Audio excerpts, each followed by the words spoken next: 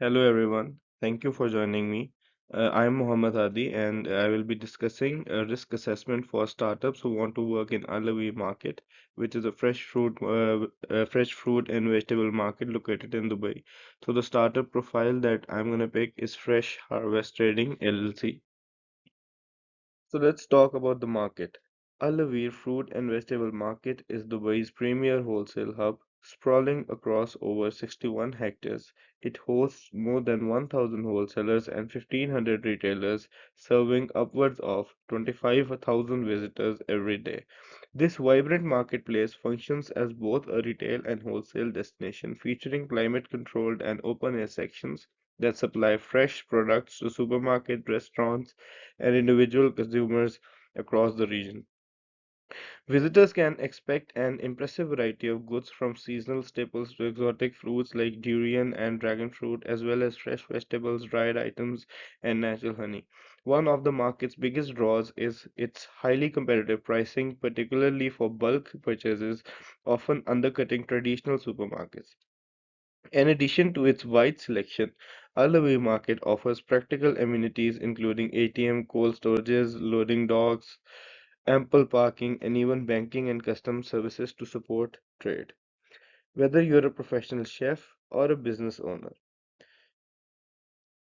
or simply someone who is in love with fresh fruit and vibrant culture experience, Al Market stands out as a beating heart of Dubai's fresh product trade, a must-visit destination that blends tradition, commerce, and community in one dynamic setting. So, the ownership structure and business model. So, Fresh Harvest Trading LLC is sole proprietorship owned by Mr. Ibrahim. The business focuses on importing fresh fruits and vegetables from Pakistan, distributing them to retailers, hotels, and catering services across the UAE. Let's know how the market is managed. So, Al Aween Market is owned and operated by Dubai Municipality, which inaugurated the facility on July 3, 2004. As a public sector enterprise, its overall management and regulatory oversights are handled by the municipal authorities. In July 2024, Dubai Municipality partnered with global port operator DP World to launch a major expansion and modernization of the market with the goals of transforming it into the largest fresh product logistic hub in the world. Under this agreement, DP World now oversees the infrastructure and logistics operation of the market and integrating it into the international food supply chain network. Dubai Municipality continued to retain ownership and is responsible for enforcing public health and market standards, including certifications such as HACCP. Meanwhile, the DP World manages the day-to-day trade operations involving cold chain systems, custom clearances, and coordination with global import and export logistics. The public the public-private partnership model ensures effective oversight, with the municipality upholding food safety, hygiene, and licensing standards, while the DP World brings its logistics expertise to enhance capacity and efficiency. The expanded infrastructure not only improves operation scalability but also supports Dubai's strategic vision to become a leading regional hub for food safety and fresh product distribution. So, Al market basically holds a major share in the 10 billion UAE fruit and vegetable market industry. And also, we can estimate that there is a 4 to 6% of growth in annual demand for fresh products, which is driven by population growth, tourism, and health trends. Talking about the stability of the market, Al Awir offers high operational stability driven by several key factors. The market benefits from a consistent growing demand for fresh product, ensuring a steady flow of business throughout the year. Its strong logistics infrastructure, enhanced by the involvement of DP World, enables effective handling, storage, and distribution of goods across local region markets. Government regulation and support, particularly from Dubai Municipality, ensures high standards of food safety, hygiene, and operational compliances. Additionally, the market strategic central location provides direct access to buyers across the UAE and the wider GCC region, reinforcing its role as a critical hub in the region food supply chain. So the image which you can see right now is basically countries' risk scores, and it's for UAE.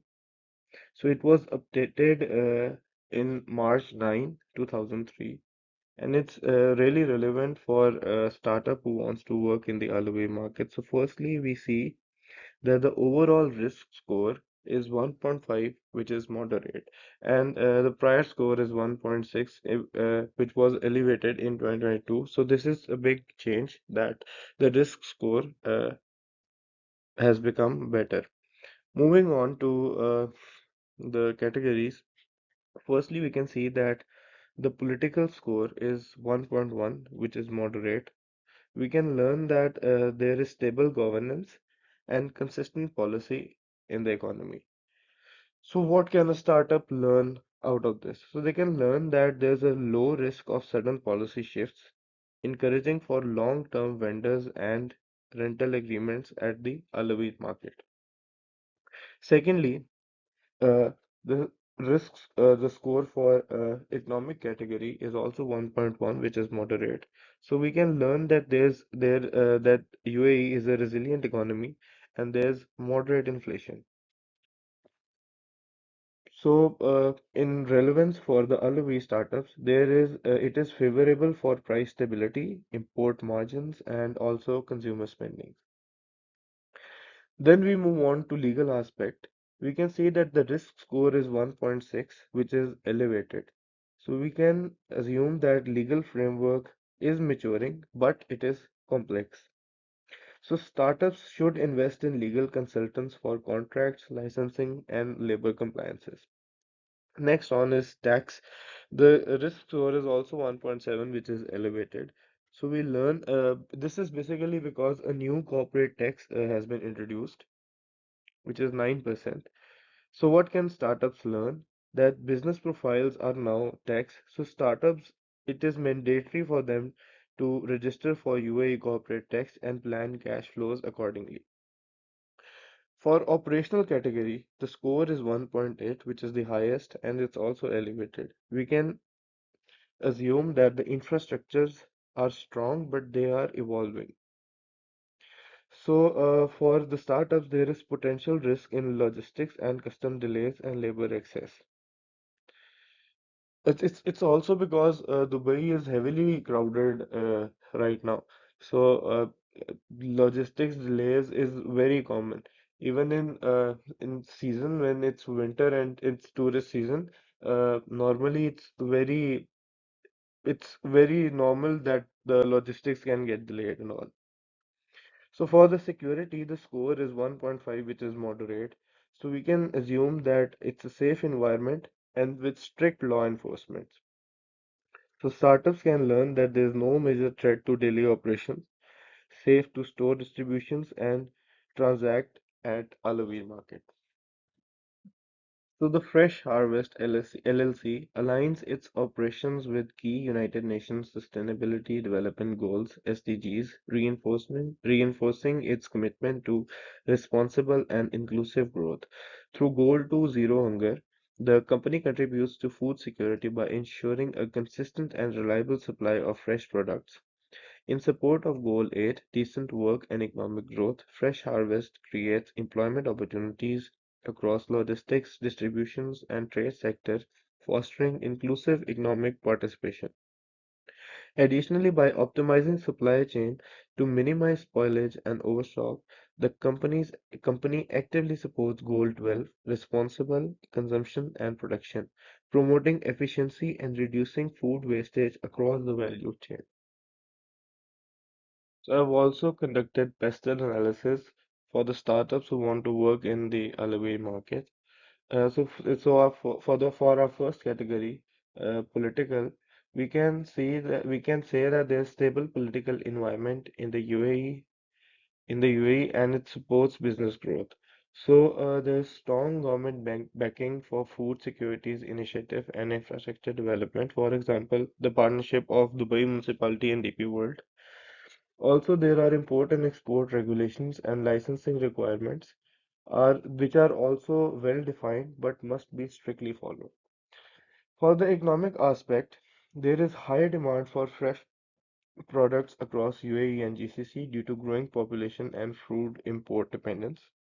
There is access to wholesale and bulk trading provides margin advantage for B2B startups. Also, the operation cost can be high for new entrants but offset by bulk sales potential.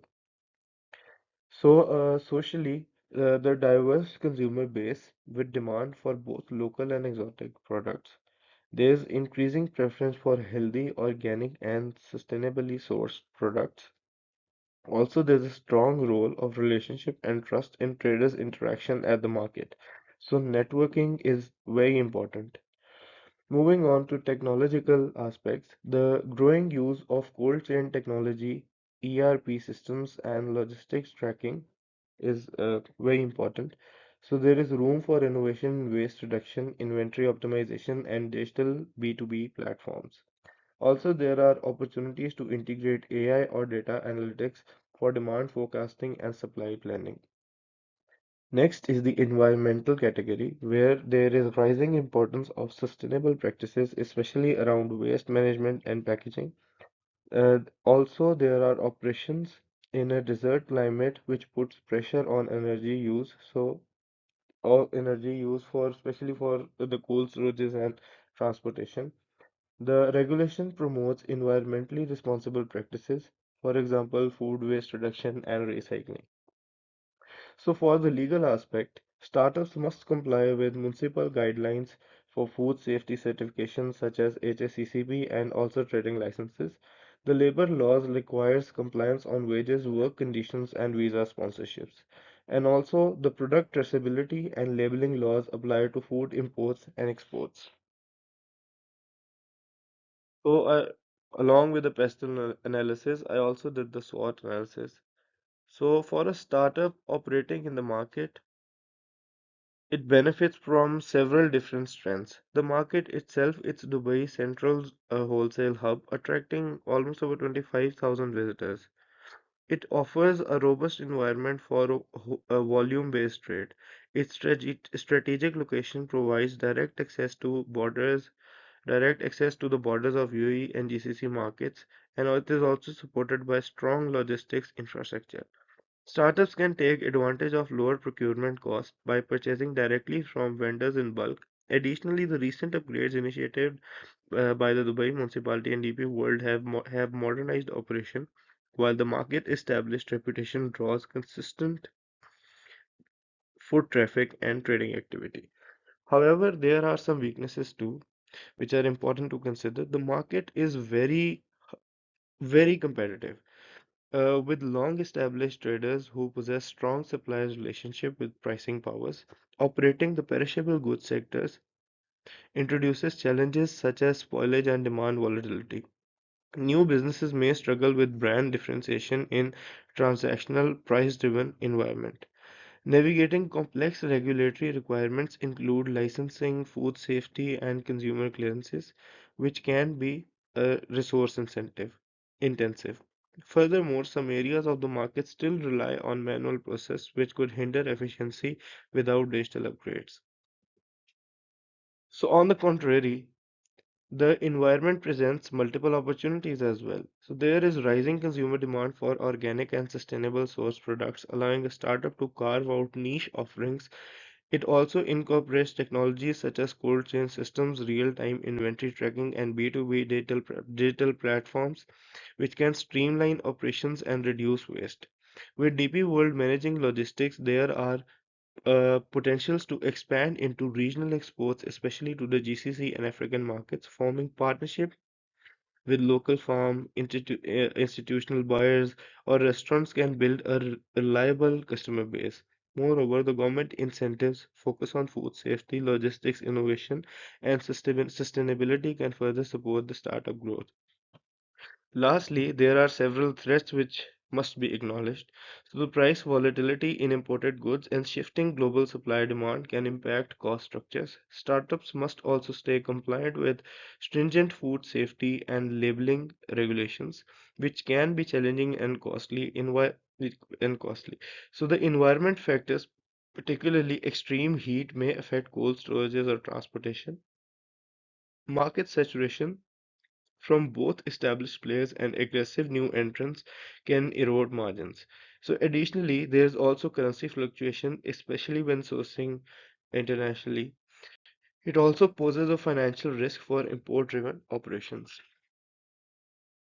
I would be sharing some black swan examples for AWEER startups, but before we need to know what is a black swan. So these are very rare, unpredictable, and extreme impact events that lie outside regular expectations and are only understood clearly in hindsight. So what do we know? These are very low probability, but extremely disruptive. Not these events are not easily forecastable with existing data, and these events often challenge foundational business assumptions. So, firstly, for the unexpected natural catastrophe.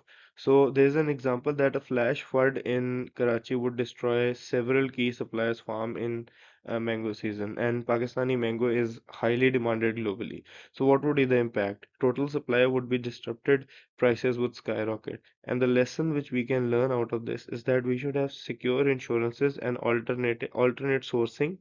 Also, we can contact local storages to for the products and fulfill our demand.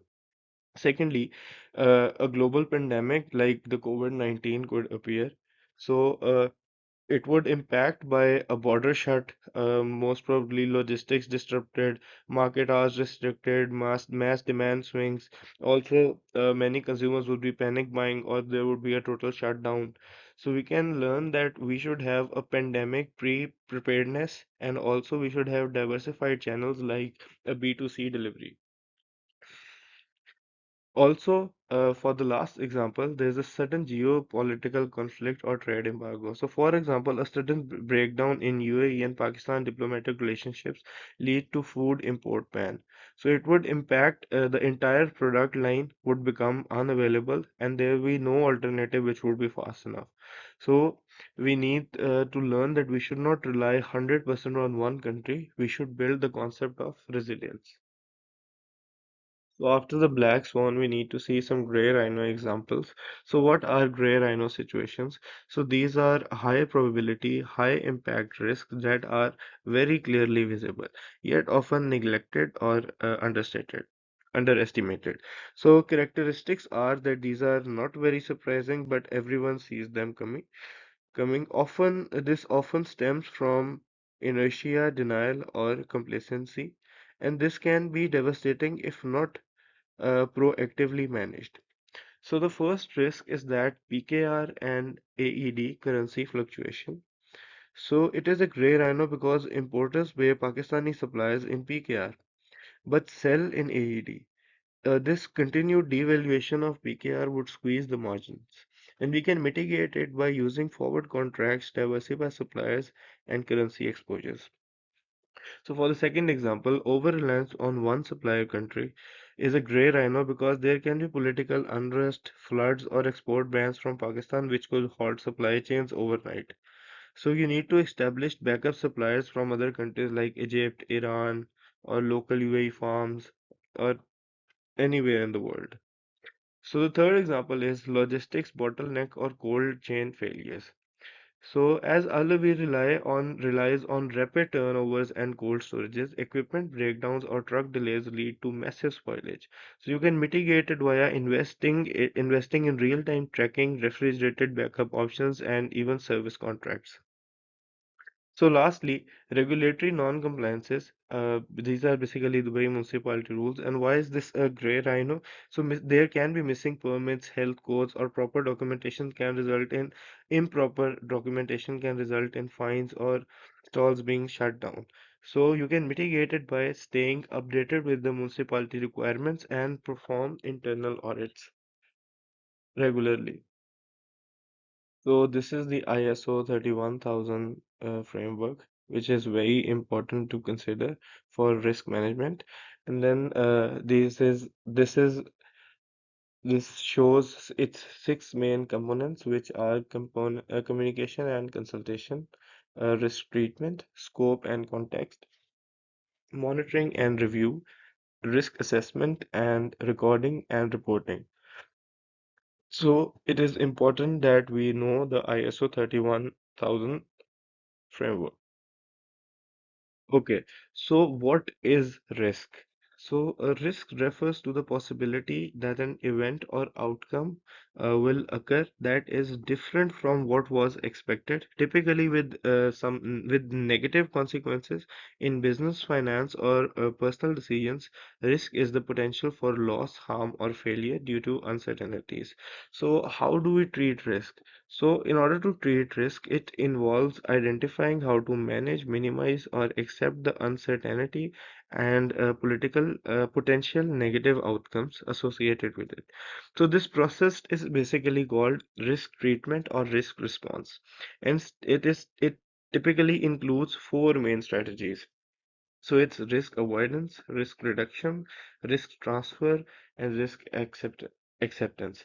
So in order for our risk assessment process, we are going to go through four steps. First of all, we are going to identify the risk, then we are going to analyze the risk, then we will evaluate the risk, and then finally we will treat the risk. This is my general risk identification overview where I've identified a total of 156 risks, from which 20% are with a rating of more than with a risk rating of more than 20 and 80% are with a risk rating less than 20. So for the next four slides, I will be showing you my risk register. As I told earlier that I have a total of 156 risk and I would recommend everyone, I cannot bore you with talking about each and every risk in the register. So I recommend everyone to pause the video and take a look at the register on the next four slides. So I have a risk ID which I gave each risk a unique ID. It's a number, and then there's risk category. Market as from the in the slide in front of you, you can see that there's market risk, credit risk, and liquidity risk. Then there's the risk factor. What basically is the problem? Then I have likelihood and impact before action, and then when you multiply both of them you get risk score before action, and also the risk level. So I have three risk levels basically: low, medium, and high. You can also see some critical risk levels. For example, this risk ID 3 and 4 both are critical. These critical risks. The critical labeled risks are those which are important to be mitigated. And then I've given mitigation strategies and likelihood after mitigation and impact after mitigation, which will give me a after action score. And then I can compare it by seeing how much the score dropped after my mitigation. So, for example, let's look at risk number 8. It says that there is high inflation in Pakistan, which will increase costs, and it has a risk score of 20, which is really high. So, what you can do here is you can negotiate with the buyers. What basically happens is that if there's high inflation, then your cost would increase, and then you won't be able to compete in the market. So what you do is you do sign contract with your supplier for, like, for example, you want a commodity on the same price for the next 3 or 4 months or the season. You just sign the contract, and then the likely after the mitigation, the likelihood would remain same. As we can see in the risk ID, the likelihood after mitigation is still 4, but the impact would be very less because you are already buying at the rate you have decided with the supplier, not after the exchange rate or the current market price. So it causes the risk score to decline to 4, and it causes a 16-point drop in the risk rating. This is my second slide for risk register, and in this I've shown operational risks, the legal risk, and information risk that a startup can face in during business or in the AWEER market.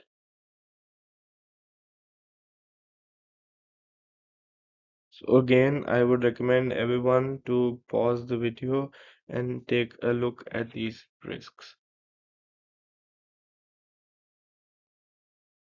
So for our third slide for risk register, we have political and geopolitical risks, reputational risk, and environmental risks. So these some of the other three categories. So basically, my risk register is split between different categories, and I've put 13 risks or 13 or 14 risks of each category. So this is the last slide of my risk register, and I've listed technological risks and human capital risk. So you can see that there's a huge number of human capital risks. So this is basically because the LOE market is not totally automated and machine based, it's mostly labor based. So human capital risks are very common to be faced. So this is my risk matrix. So you can see two diagrams here. In order to understand the risk matrix, we need to look at the down diagram, which is colored yellow, green, and red. So we can see that the red area is basically high risk area, the green is medium risk area, and the yellow is low risk area. So red one is basically critical to mitigate and uh, to give our attention to. The green one is a moderate risk which can be avoided, and the yellow ones are low ones which are not given that much attention. So by understanding this, we can look at the above diagram and we can see, and in the bottom right corner where it is written 5 in a light blue color, we can see that this is the area of 25 risk rating, and we can see from a risk matrix that there are 5 risks which have a risk rating of 25. Same is the one for where we can see 14 in the bottom right. These are the risks with credit rating of 20. And then there's zero risk with credit rating of 16. And then if we look at the bottom left, we can see that there are 7 risks with a credit rating of 5, the extreme bottom left corner. So this is how we read and analyze the risk matrix. This is my top 20 action plan. These are basically the risks which I have prioritized to mitigate. While showing you the risk register, I mentioned that I've labeled some risks critical which are important to be mitigated. So I would recommend everyone to take a snapshot of this slide because uh, further in the next coming slides, I will be explaining these each and every one of these risks according to their categories, and we'll learn more about them. So firstly, we'll put attention on credit risks. So the first critical risk which we figured out was risk ID 17. So this is basically the extended credit terms impacting cash flows. Furthermore, this risk means that the startups in AWEER often offer credit terms which are delayed payment options to attract or retain buyers, especially in a competitive, wholesome environment. However, extending credits too generously or too often can lock up your capital in receivables, leaving you short on cash to pay suppliers on time, maintain inventory, or cover overheads or staff salaries, or maybe handle operation emergencies. So we offered a mitigation strategy. So it was to offer early payment discounts, which would encourage buyers to pay sooner and improve our cash flows. And then there is enforced credit limits to set maximum allowable credit per customer based on financial assets and ensure strict payment cycles. So after the action, we saw that the likelihood reduced to 4 from 5 and the impact reduced to 3 from 4. So the after action score was 12, which is categorized as medium, and it decreased by 8 points. So I've also put in the cost which is associated for mitigating this risk. So the direct cost would be early payment of discount of like 2-3%, and it would reduce the invoice value or revenue. And then there's indirect cost. So you can strain on consumer relationship if you strict limits are enforced. So it will possibly drop in a repeat business. So it would maybe disappoint your customer because it's the market trend is basically on credit leasing now, but it's not favorable for startups. And the last and the for the operational cost, it is the time spent managing credit terms and follow-ups. So it would require dedicated finance aims or system. For my second operational risk ID 18, which is weak credit assessment of new customers. So we can say, as in context, that startups which are selling in LOE markets, particularly wholesale or B2B produce training, uh, your businesses likely extend credit or delay payment terms to new buyers to stay competitive. However, weak or informal credit assessment practices like relying on word of mouth or skipping background checks could expose you to significant non-payment or late payment risk. Given the nature of fresh products and high daily volume turnovers, even a few bad debts for new customers can stay in cash flow and impact suppliers' payment or force you to absorb losses. So for the recommended mitigation strategies, we could use trade credit insurance. So these are the firms which assess credit risk and offer insurance to cover non-payments. And then you can also implement scoring softwares, digital tools that can evaluate customers' payment history and financial stability, and also risk profile automatically. So after the mitigation, the risk score changed from critical to high. It fell from 25 to 16. It improved by 9 points, which is uh, which is really good. So this startup matters because in AWEER, many startups often operate on tight margins and needs of steady cash flows to survive. So introducing proper credit assessment early on can prevent revenue losses from unreliable customers, also strengthen supplier relationships by ensuring timely payments, and also improve investments and lender confidence through responsible risk management. Third, credit risk is risk ID 20, which is fraudulent customers or vendor identities. So basically, operating in a dynamic wholesale environment like Alvir, a startup may face attempts by face fake customers using false identities to obtain goods on credit and disappear.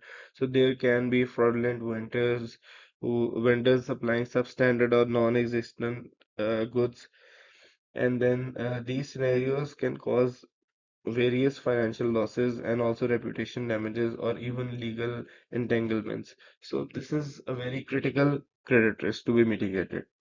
So in order to mitigate, we we said that we should train staff in fraud detection and prevention, which includes verifying trade licenses, Emirates ID, and commercial restrictions. Also, you can cross-check vendors' credentials through trusted directories or Dubai municipality databases.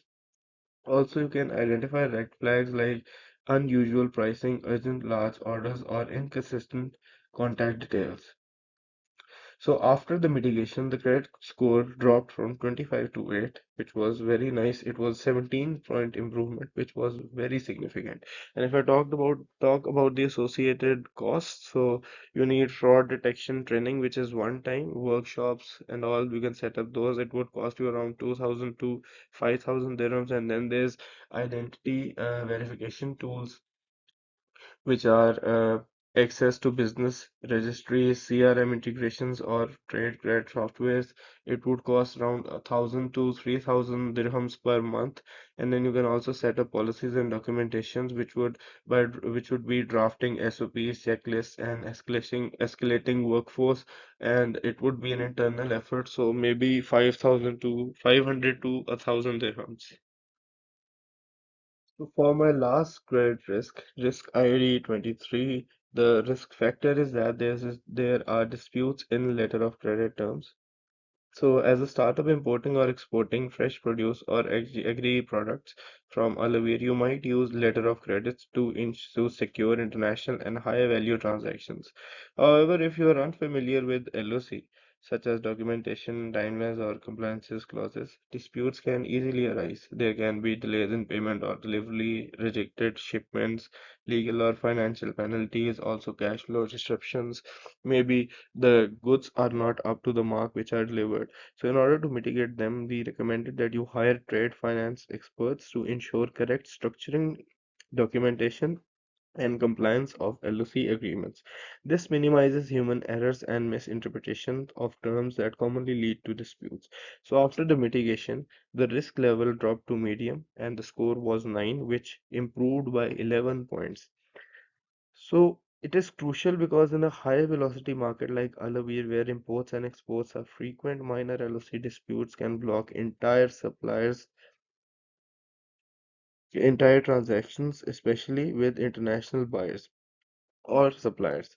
So having the right financial structure and legal clarity gives your startup a competitive edge and smooth, keeps operation smooth. Moving on, I've also given the cost associated to uh, this mitigation strategy. So, for direct cost, you can hire a trade finance consultant or part-time expert. It would cost you around 3,000 to 7,000 dirhams per month. And then you can, for indirect cost, you can delay an execution due to increased documents scrutiny. And its impact would be that slower deal turnaround in the short term. And then there's operational cost, that there's internal alignment with trade. Uh, Compliance policies, so you can have staff coordinations and SOP updates. So moving on to my market risk ID3 suggests that there's unpredictable consumer demand in the UAE. So for the startups in fresh produce or food distribution sectors at Alawi, consumer demand can shift due to seasonal preference, changing demographics or diets, and even cultural festival or tourism trends. So this is very unpredictable demand which can lead to overstocking perishables or stockouts, both which will affect the revenue and trust. So in order to mitigate, we recommended that you conduct a regular market survey, which can be in person at stalls or via WhatsApp groups or via an online form or something. So you can also use data-driven forecasting tools like past sale trends, seasonal demand charts, and even retail partner data. So after the action, the likelihood dropped from 4 to 3 and impact dropped from 5 to 4. The risk score dropped from 20, which was critical, to 12, a moderate.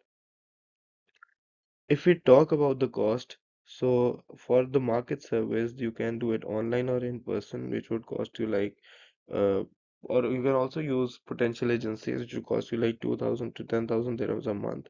And then you can have data analytics tools, like it comes with subscriptions and all, like Zoho and which can be like for 500 dirhams to 2,000 dirhams a month.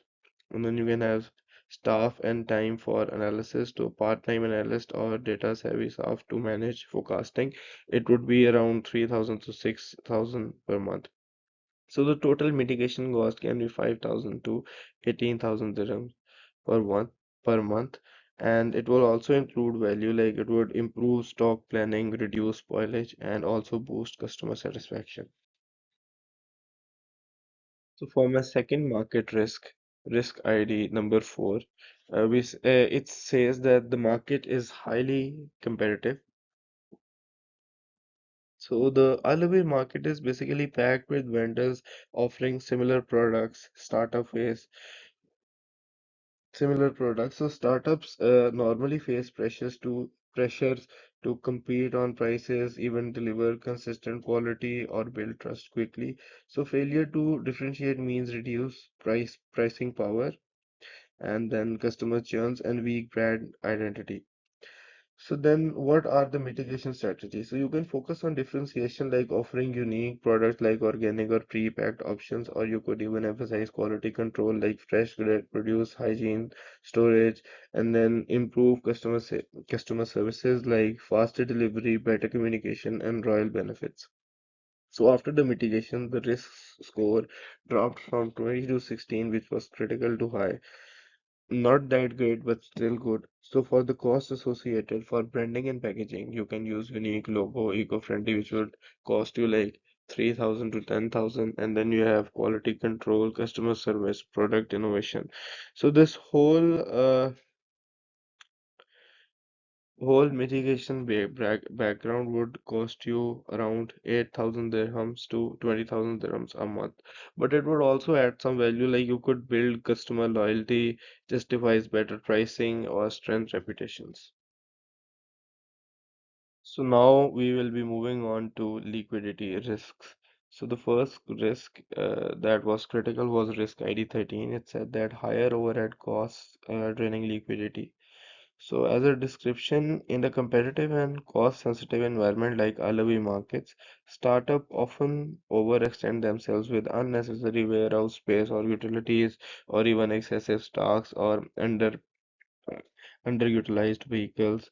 Also, many face the problem of higher end subscriptions or overhead services. So these are non-essential fixed costs which rapidly drain cost reserves and reduce your ability to respond to market needs or invest in the growth. For startups, this poses a critical liquidity threat. So, in order to mitigate them, I recommend we analyze and reduce non-essential fixed costs such as downsizing or sharing logistics, maybe office space, cutting unused software or unsourced services, also revisiting suppliers or vendor contracts for renegotiation. So, post mitigation, the risk score dropped from 20 to 9, and there was a 11-point change in the after the mitigation. Also, you can see the costs which are associated with this risk. So, in total, uh, only consultancy and audit has a monetary cost. So, other costs are not monetarily costly, but they would cost you obviously time and all. So, moving on to the second liquidity risk, which is delayed shipping leads to late revenues. So, if I have to explain this risk, startups in AWEER often rely on time-sensitive logistics, especially for fresh products. So, delay in shipping inbound or outbound can cause late deliveries to buyers, payment delays, order cancellation, or just damage in perishable. Uh, if I give you a very specific examples, when you import mangoes from Pakistan, if you air ship them, it's fine. Like you can get the mangoes in 1 or 2 days or even same day. But if you ship them, then there is a problem that mostly 25% of your container is going to be overripped. So it causes really problem if the shipment is delayed and all. So this disrupts cash flows and impact liquidity and even the financial planning. So in order to mitigate with them, we can work with logistics firm to reduce delays through service level agreements, which are SLAs, real-time tracking tools, selecting more reliable or regionally focused patterns, and creating buffer period in supply chain scheduling. So after the mitigation, impact reduced from 4 to 2, likelihood, sorry, reduced from 4 to 2, and impact went from 5 to 4. The risk score reduced from 20 to 8, and there was a huge change of 12 points. So we can see the associated costs. So in the summary, for the risk ID 30, we can say that the estimated cost for its mitigation would be 2,000 to $500, and for this risk ID 31, delayed shipments lead to late revenues. The estimated cost would be around total cost for mitigation would be 1,500 to 5,000 dirhams per month. Moving on to the operational risks. My first operational risk with risk ID 42 is low quality or spoiled imports. So, in the perishable goods environment of Alawi markets, importing low quality goods and spoiled products directly affects your startup's brand reputation, customer satisfaction, and even profit margins. So this is especially dangerous if you rely on new or unverified suppliers or if temperature sensitive items aren't handled properly during the transit. We can mitigate it by performing quality checks at both the origin and destination, including pre-shipment inspection by third parties, on-arrival inspection by your own hired QC team, quality control team, and also you could use photos and moisture meters or sampling tests at port and warehouses. So after mitigating it, the risk score dropped from 20 to 16. So there was a 4 point improvement risk score, which is just fine. You can see the cost associated with this. And so for low quality and spoiled imports, the total cost that we can use is we estimated total cost that I estimated is around 3,000 to 8,000 dirhams per month. Also, it's very important to have quality control at origin and destination. So, for our next operational risk, internal or external theft.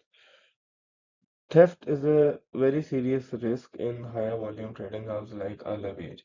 Whether it's internal theft like staff leverage or false inventory reporting, because it's very common, or it's external theft like break-in or diverted transport, unsealed deliveries. Basically, external theft is not that much of an issue, but internal theft is a very big issue because you cannot avoid petty crime anywhere in the world, even though the security and all. So, for startups managing warehouses or working with third-party logistics, theft can severely impact inventory, cash flows, and trust. So, in order to mitigate it, we have to use sealed and audited warehousing systems such as tamper-evident seals on containers. There should be CCTV surveillances and RFID tagging, and then there should be periodic inventory audits, like maybe for weekly. And if you don't want to do weekly, you should do at least monthly. But I recommend do weekly. So after the mitigation, the risk score dropped from 20 to 8. There was a 12-point change. And we can see the cost associated with this mitigation strategy.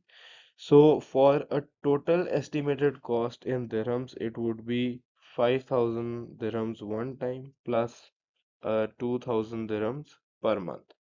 And we can mitigate this risk properly. But what was the reputational risk? This risk is very important because when you are working in a market, reputation matters the most. So you have to deliver, you have to make up your reputation that way. So for the first risk, risk ID 92, we have image affected by spoilage of products. So in a fast-moving product market like Alaveer, even a small amount of spoiled or poor quality products or stock reaching customers can significantly damage your startup's reputation. So buyers, especially supermarket and restaurant, may even stop doing business with you, complain publicly, or post bad reviews, or it would also switch to more reliable suppliers. So this affects the brand trust and repeat business, which is crucial for startup to try who is trying to grow in the market. So you can set up an internal product quality review panel to mitigate this issue. It could conduct routine checks for inbound and outbound products, also enforce quality standards before items reach buyers, and also implement rejections, grading, and repackaging protocols. So after the mitigation, my score fell from 25 to 16, which was a 9-point improvement. We can see the cost associated with this. So for the total cost to mitigate this risk, I've estimated around 3,000 dirhams to 7,000 dirhams per month. Next is risk ID 95, which is social media damage to. brands. In today's digital world, negative feedback spreads really fast, especially in B2Bs or circle and industry groups. A single bad shipment or miscommunication can turn into a viral complaint that would damage your reputation on platforms like WhatsApp, Instagram, Facebook, even deter new buyers from approaching you, or also affect online reviews or aggregator ratings. So for startup in Alawi, word of mouth and trust are everything, and reputation loss can be very devastating. So again, you can use internal protocol quality review panel, which will help to mitigate this by preventing poor quality stock from ever reaching a customer, ensuring consistent delivery standards, giving your startup documentations to defend against unjustified claims. So after the mitigation, risk score decreased from 20 to 12, which was a 8-point increase. We can see the cost associated with this. So you can do a social media monitoring tool, which is not that expensive, 500 to 1500 dirhams. And then you can also hire a PR data assistant to monitor. It would cost you like 3000 dirhams to 5000 dirhams. So the total cost associated with risk ID 95, we can say you can mitigate this risk in from 3500 dirhams to 8000 dirhams per month. Now we will be moving on to environmental risks. So the first risk with ID 107 is climate change increasing unpredictably. So as a product-based startup in Alawi market, you're highly exposed to climate disruptions such as heat waves, flooding at source countries, drought affecting harvests, and even unexpected seasonal shifts. So these even may disrupt your supply chain and reduce product quality or cause price surges, all of which impacts inventory availability and sales stability. So you can engage with weather forecast services as a mitigation strategy, and you can subscribe to a reliable agro meteorological forecast, or you could use seasonal planning tools for crop cycles or build a procurement facilities around weather alerts. So after the mitigation, we saw that the risk score dropped from 20 to 12, and there was a 8-point improvement in the risk score, which is decent. We can also see the costs associated with it. You have subscription cost, and you have advisory services and operational planning. So this would sum up around 2000 dirhams to 6500 dirhams monthly in order to mitigate this risk. So for the next environmental risk is carbon footprint scrutiny from buyers. So corporate buyers and export lines are increasingly concerned with sustainable sourcing. If your startup cannot demonstrate effort to measure or reduce emission, you risk like losing institutional buyers, lowering your attractiveness to global partners, and even damaging your environment reputation. As of now in Dubai, they are starting EV logistics, but uh, carbon footprint is a major issue for AWEER market. So this is especially relevant if your logistics, packaging, or source involves long distance transport or excess of plastic use.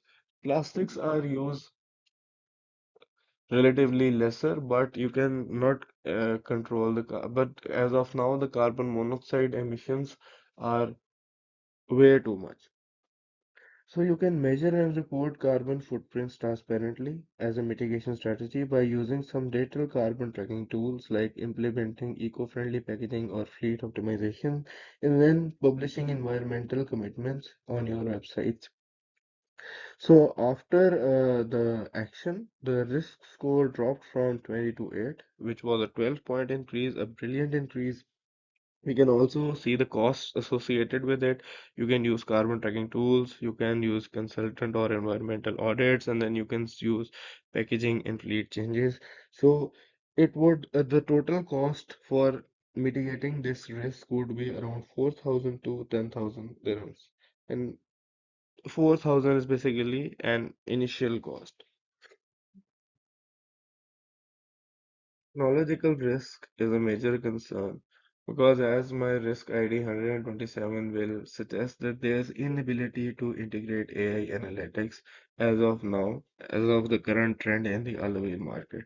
So startups in AWEER that don't adopt AI tools, sales forecasting or analytic dashboards, risk poor inventory decisions, missed demand trends, and inefficient supply chain handling.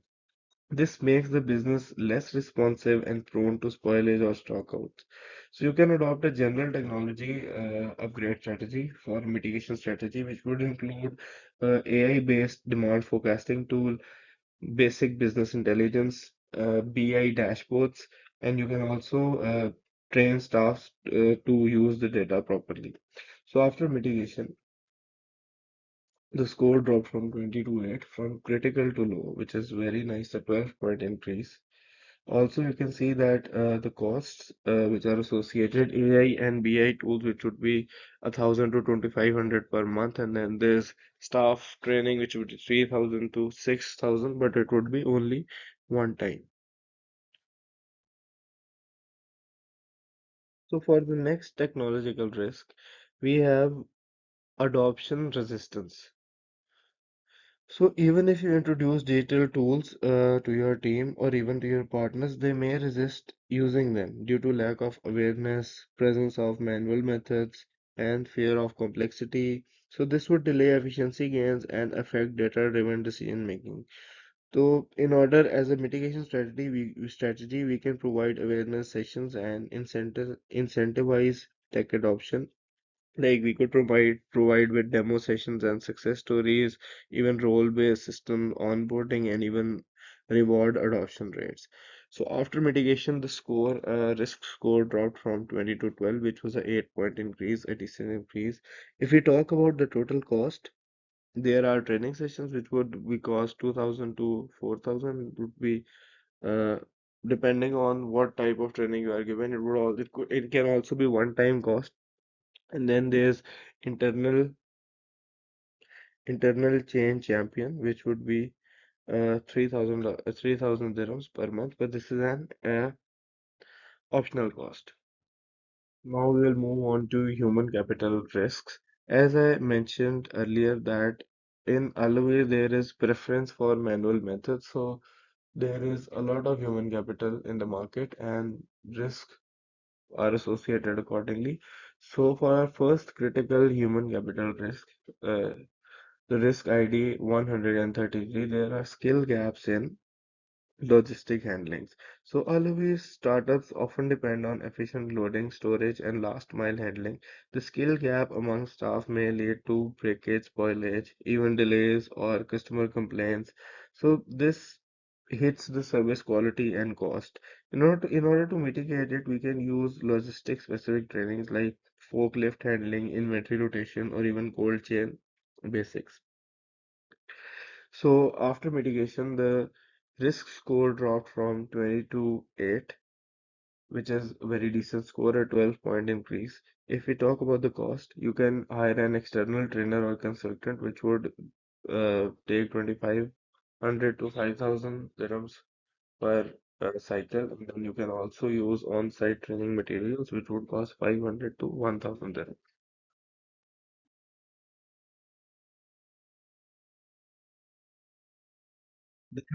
The critical risk ID 145, which says lack of performance metrics. So, without KPIs or performance systems, your startup can't track staff efficiency, even detect process bottlenecks, or improve over time. So, this affects the growth, the scalability, and the accountability of the business. So in order to mitigate it, we can use KPI tracking and review systems. So you can set weekly or monthly productivity goals, use dashboards or even Google Sheets to track efficiency, and also review with teams consistently. So after our mitigation, the score would drop, likelihood would drop from 4 to 2 and impact from 5 to 4, causing an 12-point increase in the risk score, which dropped from 12 to 8. So as a cost, we can use KPI dashboards, which are mostly free at the start, and then it would maximum go up till 1,000 dirhams per month. And also you can hire a manager, time or supervisor role, which would be 2,000 to 4,000 dirhams per month. Comes the legal risk. Only one of my legal risk was critical, and which was violation of labor contract or visas. Earlier in this year, also, UAE government had was on amnesty, and they were clearing out immigrants who were like without visas, workers who were without visas, and making finding a solution for them. So the first risk, legal risk, is Risk ID 59. It says that violation of labor contracts or visas. So labor laws violation in the UAE can result in heavy fines, visa bans, even business licenses issues or damage to startup brands and operations. So this is especially risky in Al-Awir market where many businesses rely on low cost temporary labor and visa sponsorship. So you don't really go through the proper legalities of a worker. So, in order to mitigate it, you need to train HR on UAE labor laws and compliances, who would cover working hours, wages, contract types, visa renewals, terminations, and reporting rules.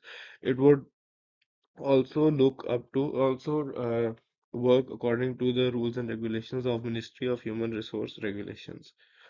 So after mitigation, the risk score dropped from 20 to 8, which was a 12 point improvement. And if we look upon the cost, external HR would cost us around 1,500 to 4,000 dirhams, and a legal advisory, which is optional, would cost us around 2,000 to 5,000 dirhams. But the best way to mitigate this risk is to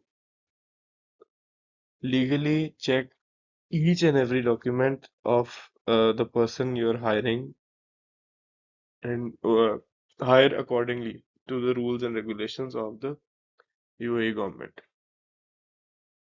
Moving on to information risks, let's discuss risk ID 75, which says that old information is not reliable. So, outdated and inaccurate operational or regulatory information can cause to mislead compliance updates and also inefficient decision making, also as well as lost opportunities or miscommunication with partners. In a fast-moving trade environment like Al-Awir, using current and logical insight is very essential. So basically, after Al-Awir was partnered by the Dubai Municipality to DP World, many things had changed. Like for example, if you are selling potatoes, so potatoes are sold in the wholesale market, even in the shops, but you get better clients in the wholesale market, in the there's a specific place where you literally land your container, open your container over there, and you can sell it over there. So it is a bigger marketplace than your shop or office. So in order to sell your container in that spot, you have to take some legal permissions from the DP World. So earlier, Dubai municipality did not require these things. So DP World had changed a lot of things. So old information is not really authentic or accountable. If someone has information or past experience of working in the Al market, and if it's before the involvement of DP World, then his or her information is not credible, and the only credible information you would get right now about the Al market is that you visit the market and you visit DP World's office. They tell each and everything about that. So in order to mitigate this, you can gather information again from DP World offices, including regulatory updates, port and customs and storage changes, and also trade licensing and zoning news. So it would decrease your risk score from 20 to 8, which is critical to low, a 12-point improvement. Also, it has no such cost. Like you only need time to visit the office in the market, and also you can get information by accessing newsletters or bulletins. So this is another unique risk which I wanted to discuss outside my top 20 action plan. So it's of risk ID 88, where UN or US sanctions on transactions. So basically, doing business with sanctioned entities, even knowingly, can lead to legal actions, freeze financial transactions, or harm brand credibility, especially if exporting importing. So this is relevant to startups who are importing from countries with dynamic geopolitical contexts. So in order to mitigate, you need to screen business partners against the OFAC or UN sanction list using online database like EU sanction map or trade software was built-in compliance check, and also after the mitigation strategies, the after action risk score was 9 and it dropped from 20. So there was an 11-point improvement. So uh, as we can see, the costs of this mitigation strategy, you can subscribe to sanction or screening tool. It would be most probably free, but if it would cost you like money, it would be less than 3,000 dirhams an year. And then you can also hire staff. You can also do staff training on trade compliances, which would cost you like 1,500 to 3,000 dirhams.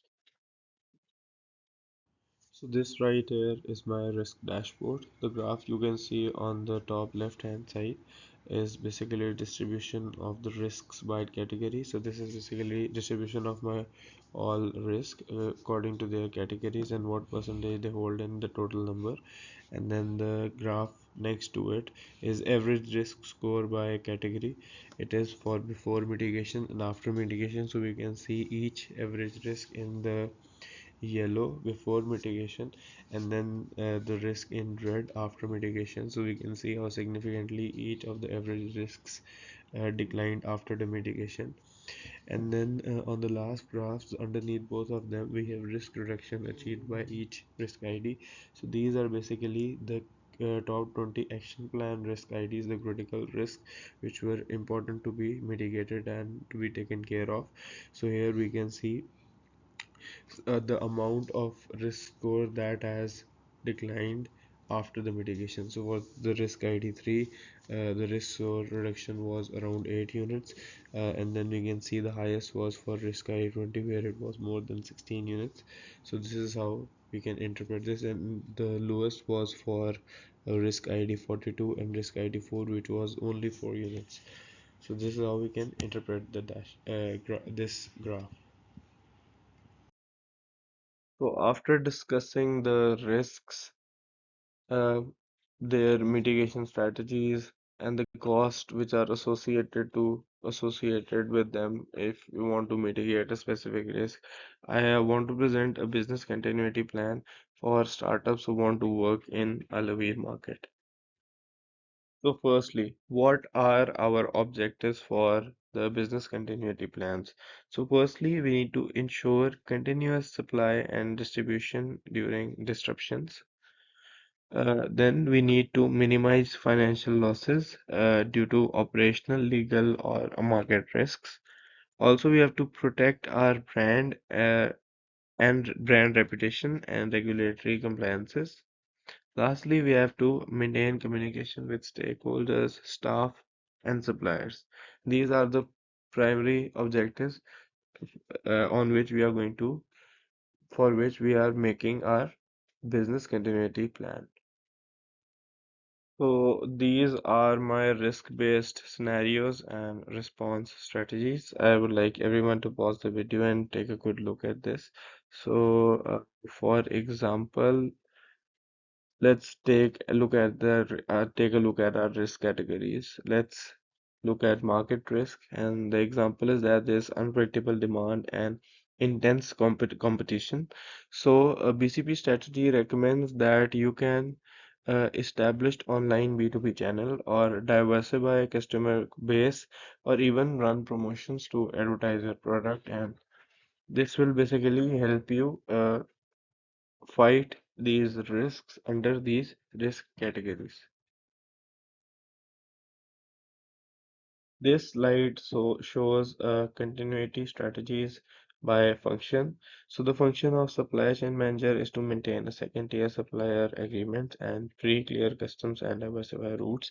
So for warehouses you can install backup cold storage or pest control, even humidity monitoring systems. For sales and distributions, you need online ordering via WhatsApp, or you can offer temporary discounts or create mobile delivery units. For HR, you need to maintain updated emergency contact list, create training SOPs for new staff. And then for finance, you need to create emergency cash flow trackers, secure pre-approved bank overdrafts. For legal, you need to keep duplicate digital documents and also liaise regularly with the Dubai municipality to be updated. For IT systems, you need to enable remote ERP access and cloud backup, or also software patching cycles. So this is the communication plan. So the first column would tell us about stakeholders, second would tell the communication method, and the third would tell about the frequency. So employees should communicate via WhatsApp group or notice boards, and it should be daily during crisis. So suppliers should communicate via email or backup phone contacts, and as it should be weekly, or you should contact when required. So the buyers, you should broadcast messages via WhatsApp. WhatsApp is considered legal in UAE, so it would be on the frequency when it is needed. Even the regulators are contacted via emails and document portal access, and you can communicate with them monthly. So the investors, you have to give them a PDF risk briefing, and you have to try to communicate quarterly. Or uh, even in bad scenarios, uh, you should try to communicate more oftenly with the investors. Let's talk about recovery time objectives, RTO. So this is the maximum acceptable amount of time that a system or process can be down or unavailable after a disruption before the consequences can become unacceptable. So we have different processes, like there's cold storage operation, so it can go maximum 4 hours without unaccountable. Then you have to take care of this problem before it becomes unacceptable. So the time to resume for cold storage operation is 4 hours. 2 hours is for order processing, and then supplier coordination you have 12 hours. For customer dispatch you have 6 hours, and for the market stall operations you have 24 hours. So our RTO is basically going to help determine how quickly system needs to be brought back online to prevent financial losses or reputational damage or operation uh, disruptions. It is influenced by the criticality of the system, the potential impact of downtime, and the resource availability for recovery. So this is business continuity plan team roles. So first column shows the role and the next column shows the responsibility. So what does a BCP lead has to do? It has to activate the plan and overall coordination. The OPS coordinator can secure logistics and alternate supply, even warehouses. The HR lead can ensure staff safety and backup workers. The IT lead can ensure system continuity and ERP access.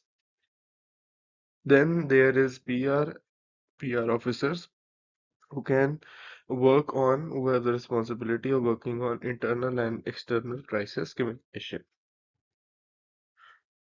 Lastly, to ensure our business continuity plan, we need to have quarterly BCP drills, in which we can simulate market closures or tech downtime.